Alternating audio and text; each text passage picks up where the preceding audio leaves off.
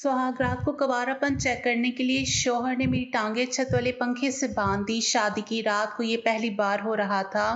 मैं रो रही थी, चिल्ला रही थी, लेकिन कोई सुनने वाला ना था। फिर मेरी असल चीखें तो तब निकली जब शौहर ने आधी रात को आते ही मेरे साथ छोटा सा कमरा, गुप अंधेरा, एक चारपाई जिस पर मैं बेबसी से लेटी आंसू बहा रही थी। न जाने ये कैसी अंधेरी नगरी थी, कैसा जुल्म था और क्यों था। जिस गांव से मैं ताल्लुक रखती थी वहां ये एक अजीब सी रस्म थी। गांव में जब भी किसी लड़की की शादी होने लगती तो उसकी पाक दामनी देखने के लिए उसे कुएं के पास लाया जाता और पानी निकलवाया जाता।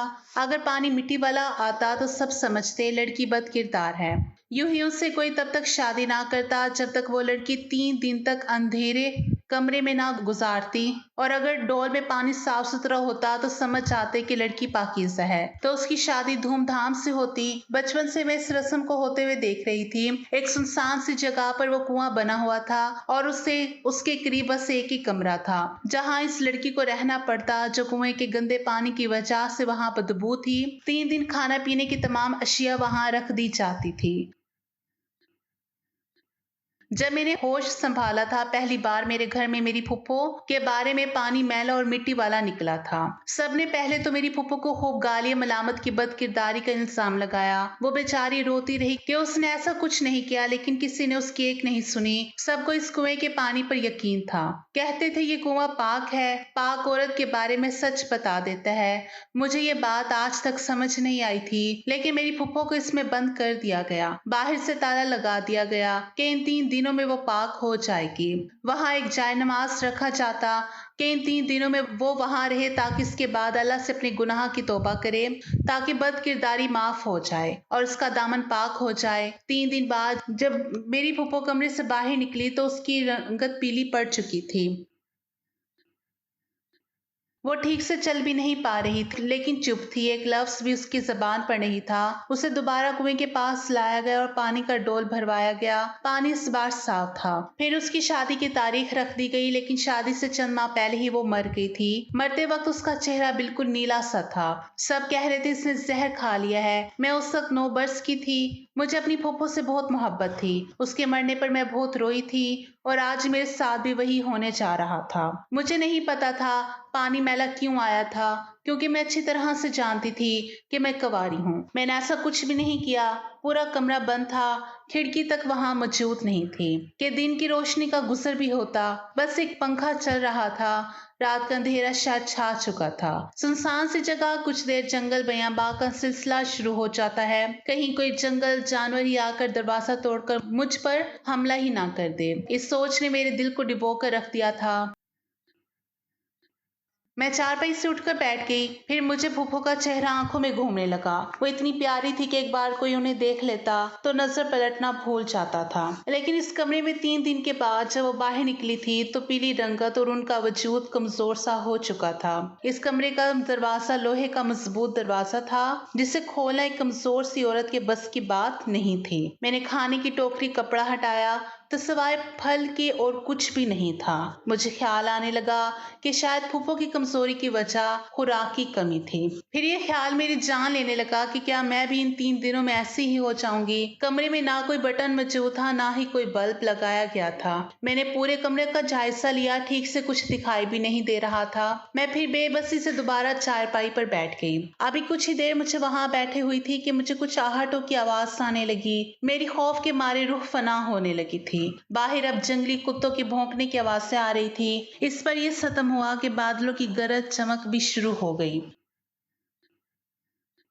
बिजली की रोशनी तो कमरे में नहीं आ सकी, लेकिन बादल जब जोर से गरजता तो मुझे लगता मेरा दिल उसकी आवाज से फट जाएगा। तेज बारिश की आवाज सुनकर मेरा जब्त अब जवाब देने लगा था। मैं रोने लगी थी। मुझे फिर से फूफो याद आने लगी। यकीनन वो भी इसी खौफ की वजह से और अकेलेपन की वजह से डरती रही होगी। मैंने सोचा रोना तो कोई हल नहीं है। मैं अपने रब के हजूर दुआ कर लूं तो शायद मेरी कोई मदद हो जाए। मैं वॉशरूम में चली गई, ये भी वजू ही कर रही थी कि वॉशरूम के अंदर से खिड़की खुली। मुझे ताज्जुब हुआ कि जब कमरे में कोई खिड़की मौजूद ही नहीं थी तो वॉशरूम में खिड़की कैसे हो सकती है। लेकिन जैसे ही मैं उस खिड़की से बाहर झांक कर देखा, रूह ही फना हो गई थी। मेरे वालिद एक किसान थे, लेकिन मुझे पढ़ने का बहुत शौक था। 10वीं जमात मैंने अपने गांव के गर्ल्स स्कूल से अच्छे नंबरों से पास की थी।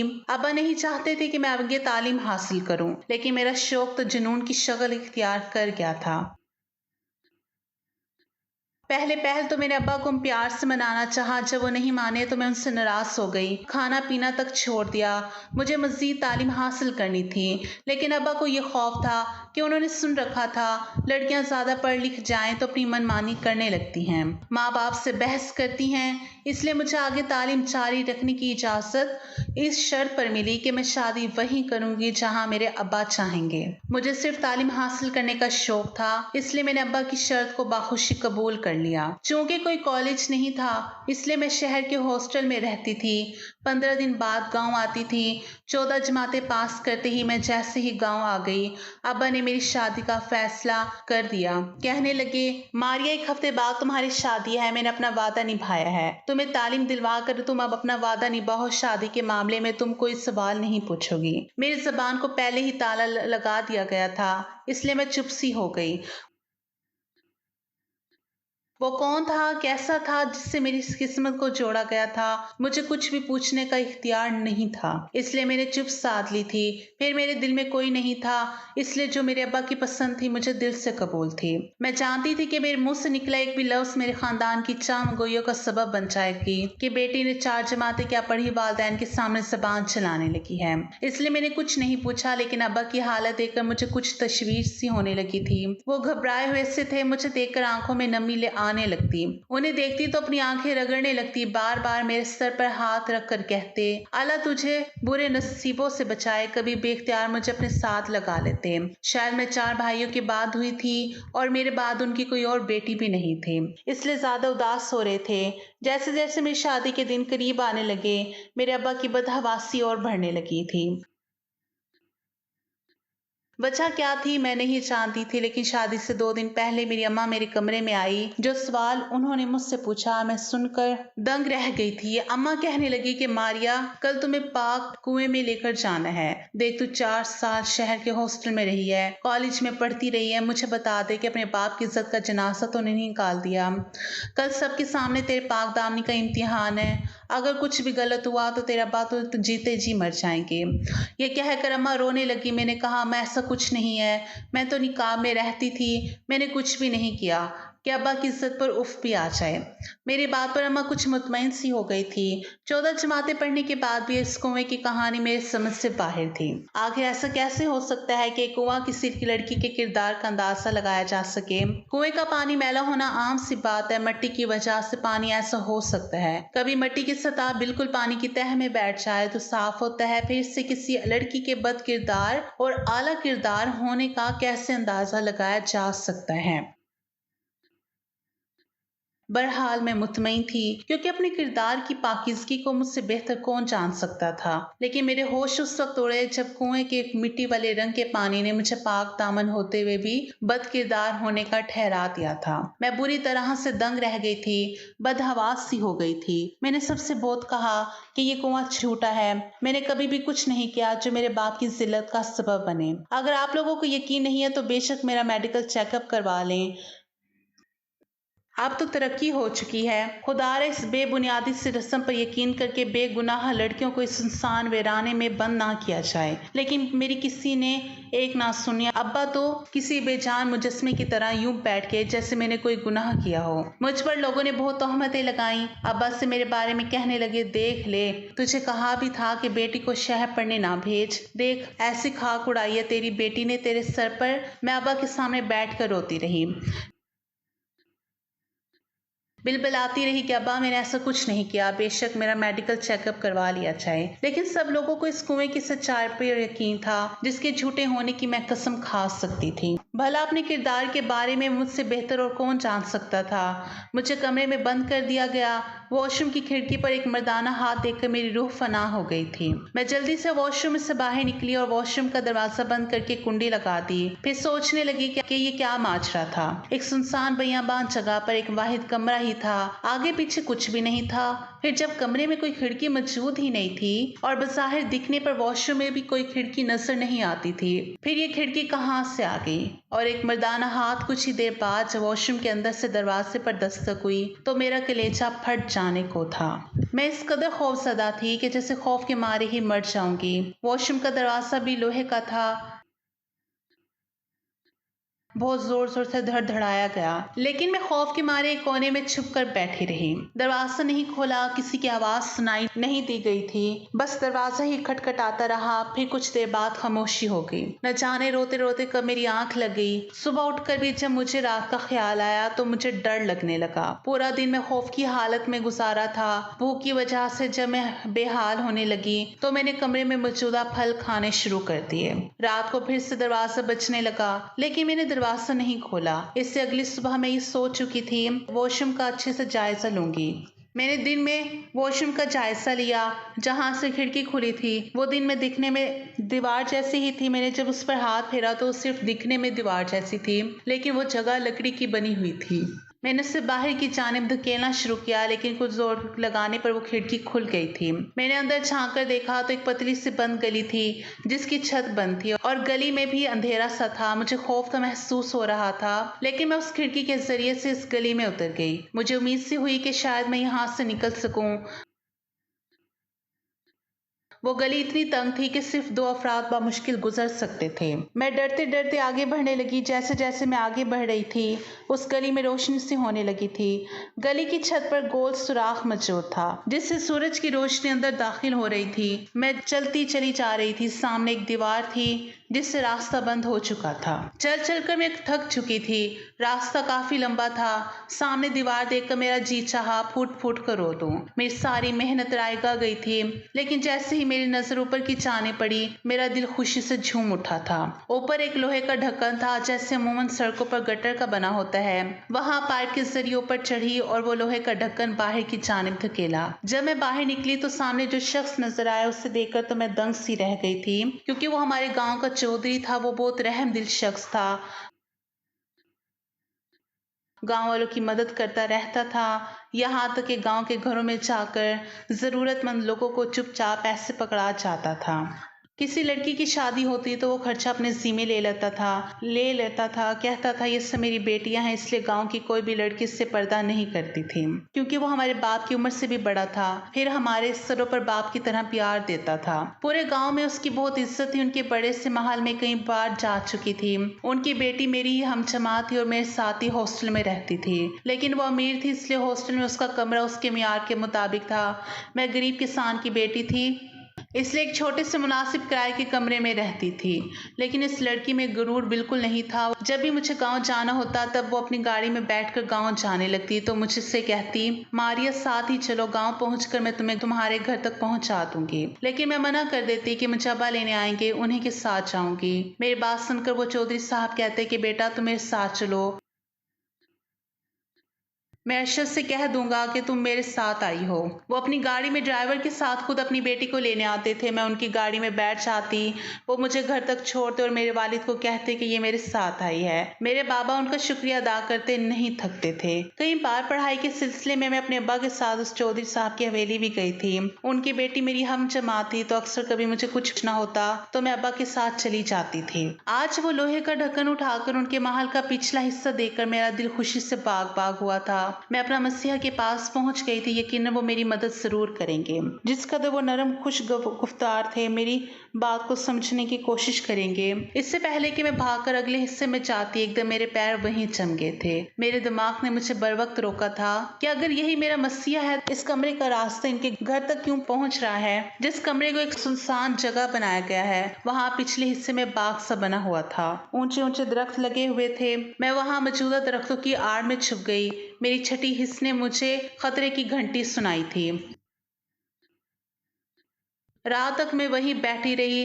रात को जब अंधेरा हो गया तो वही चौधरी वहां अपने मुलाजमी के साथ उसी लोहे के ढक्कन के पास खड़ा था। उसका चेहरा हर किस्म की नरमी से आदी था। अपने एक मुलाजिम से कहने लगा, आज अगर वो लड़की दरवाजा ना खोले तो दरवाजा तोड़ देना। ये सुनकर तो मेरे होश ही उड़ गए थे। इंसानी रूप में वो किसी दरिंदे से कम नहीं था। अब मेरा दिल घबरा रहा था कि मुझे कमरे में ना पाकर वो समझ जाएगा कि मैं उसके घर पर हूँ। अगर उसने मुझे ढूंढ लिया तो मुझे जिंदा नहीं छोड़ेगा। मुझे घर से निकलना था, मगर कैसे? वो चौधरी ये कहकर जा चुका था। मैं दरख्त पर चढ़कर दूसरी जानिब बिना कुछ सोचे समझे कूद गई। दूसरी जानिब नरम गीली मिट्टी का ढेर था, इसलिए मुझे चोट नहीं आई थी।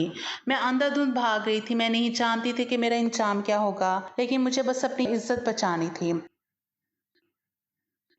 गांव वाले के सामने इस पाक कुएं की सिलसिला खोली थी, जिससे लोगों के अकायद गलत जानिब पुख्ता हो रहे थे। फूफो के साथ क्या कुछ बीत चुका था, अब ये राज मुझ पर खुल गया था। वो क्यों मर गई थी? यकीनन जहर खाकर अपनी जान इसलिए दे दी गई होगी। मैं भी अपनी फूफो जैसी थी। मैं बेहद खूबसूरत थी, लेकिन मेरे दिल में उस चौधरी का बहुत एहतराम था। बाप जैसे एहतराम करती थी, इसलिए उसके गलीज इरादों की भनक भी मुझ तक ना पड़ सकी। ये सारा खेल इस चौधरी का रचाया हुआ था। वो एक पानी के कुएं से भोले भाले गांव वालों को बेवकूफ़ बना रहा था। जो दिन में गांव के लोगों के सामने उनका हमदर्द बनकर उनके घरों में जाता था ताकि उनकी लड़कियों को देख सके। इनमें से उसे जो अच्छी लगती उसे वो कुएं के जरिए उसे बदकिरदार साबित करके कमरे में बंद करके उनसे अपने गलीज इरादे पूरा करता था। मुझे मालूम था कि मैं जिस जाने भाग रही हूँ उसकी मंजिल क्या है, लेकिन मैं भाग भाग कर हाँफने लगी थी। अचानक से एक जीप के सामने की तेज रोशनी मेरे मुंह पर पड़ी तो मेरी आंखें धुंधला सी गई थी। मैं भाग भाग कर अब नढाल सी होने लगी थी। वो जीप जैसे ही मेरे सामने रुक, मैं गिरकर होश की दुनिया से गाफिल हुई थी। जब मुझे होश आया, मैं एक अस्पताल में थी। जो शख्स सामने खड़ा था उसे देखकर मेरे खौफ के मारे जान ही निकल गई थी। मैं ज़ारों की तार रो रही थी। रोते रोते मेरी हिचकी बन गई थी। मेरी सारी कोशिशें बेकार हो चुकी थी। सामने उसी चौधरी का नौजवान बेटा मौजूद था। वही मुझे अस्पताल आया था। मैं उसकी जीप से टकराती हुई बची थी। मुझे पता था मैं जिस हज़्ज़े से बचकर भागी थी उसी में जाकर फंस जाऊंगी। वो नौजवान मेरे पास आया तो मैं सहम कर पीछे हट गई। वो मुझसे कहने लगा, कौन हो तुम? वो मुझे पहचानने की कोशिश कर रहा था। मैं कई बार उसके घर उसकी बहन के पास जा चुकी थी। सरसरी सा तो वो मुझे देख ही चुका था। मुझे ये खौफ हुआ कि कहीं मुझे पहचान ना ले, बस इसलिए मैंने अपना चेहरा छुपा लिया। लेकिन मेरी किस्मत बुरी कि वो मुझे पहचान चुका था। वो मुझसे मेरे भागने और रोने की वजह पूछने लगा। मैं उससे क्या बताती? अगर सच भी बता भी देती तभी मेरी बात पर कभी भी यकीन नहीं करता, और वो तो उसी का बेटा था। भला मेरी बात सुनकर अपने बाप को क्यों गलत समझता? वो मुझसे कहने लगा कि अगर मैंने उसे सच नहीं बताया तो वो मुझे पुलिस के हवाले कर देगा। मैं पहले ही डरी सहमी हुई थी।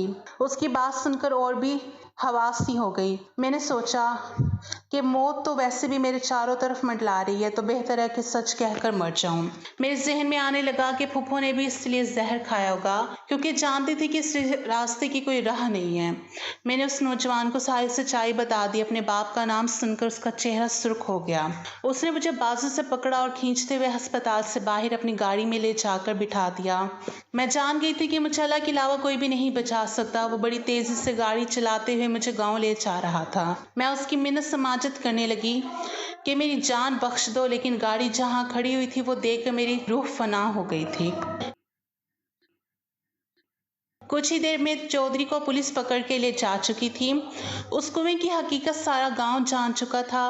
मुझ पर यह राज उस दिन खुला कि चौधरी का बेटा पुलिस में है। जब उसकी गाड़ी पुलिस के सामने खड़ी हुई देखी, मुझे लगा वो मुझे पुलिस के हवाले कर देगा, अपने बाप पर झूठा इल्जाम लगाने का जुर्म मुझ पर साबित कर देगा। लेकिन जब मैं उसकी हमराही में पुलिस स्टेशन के अंदर दाखिल हुई, बहुत से पुलिस एहलकार उसे सलूट करने लगे, सर सर कहने लगे।